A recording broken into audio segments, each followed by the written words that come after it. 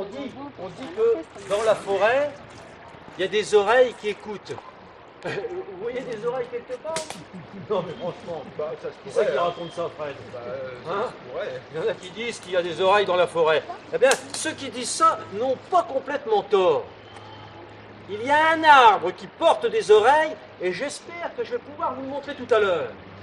Et ceux dont on ne voit pas les oreilles, eh bien, croyez-moi, ils en ont aussi.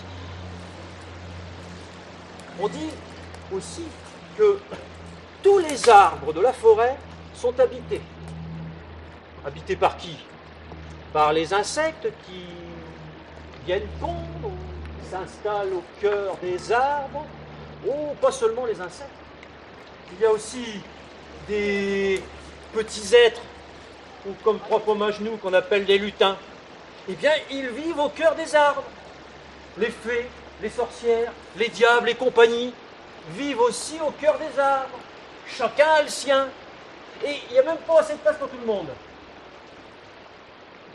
Il y a de la concurrence, bah, ça fait un peu comme en ville, hein. Ils ont des problèmes de logement ici en forêt. Ouais, ouais, ouais. Alors ça se dispute.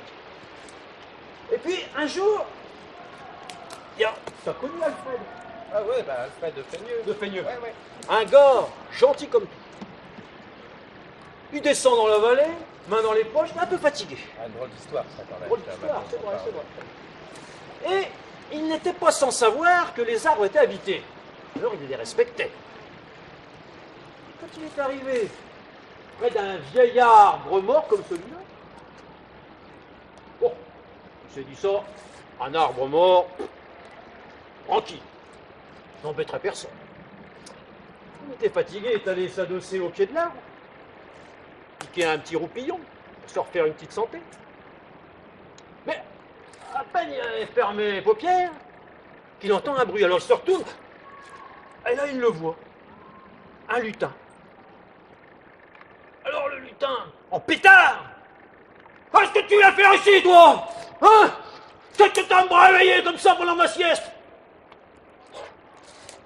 Oh bah excuse-moi, lutin, je ne t'avais pas vu, mais et d'où tu sors là?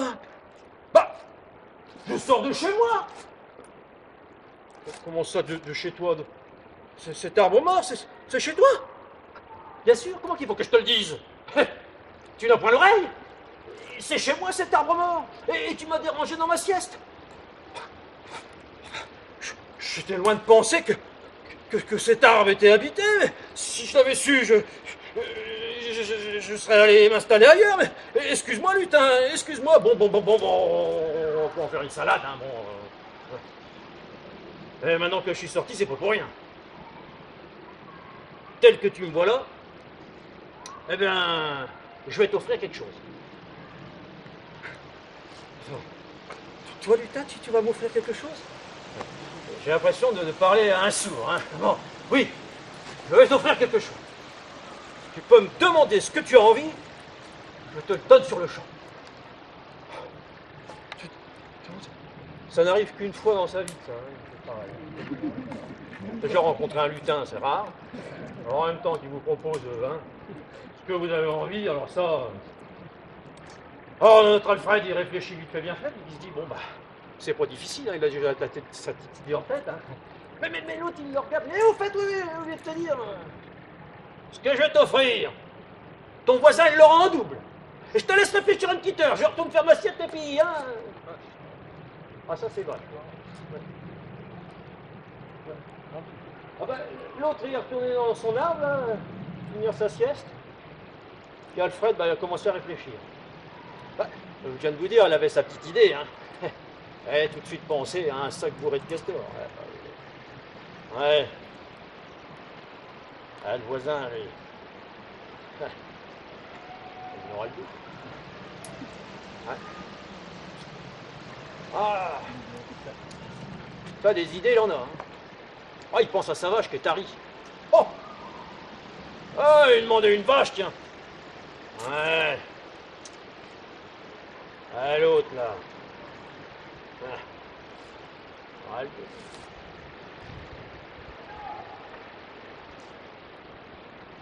Ah, il pense encore à des tas de choses. Mais à chaque fois, ouais, mais L'autre. À un moment, il pense à sa femme, qui est un peu plus vieille que lui. Tiens, il demandait une jeunette. Ah ouais, mais l'autre, hein, il en aura deux. Enfin bref, au bout d'une heure, le lutin, il sort. Alors mon gars, as-tu réfléchi? Qu'est-ce que tu veux? Ce que je veux, lutin, crève-moi un œil.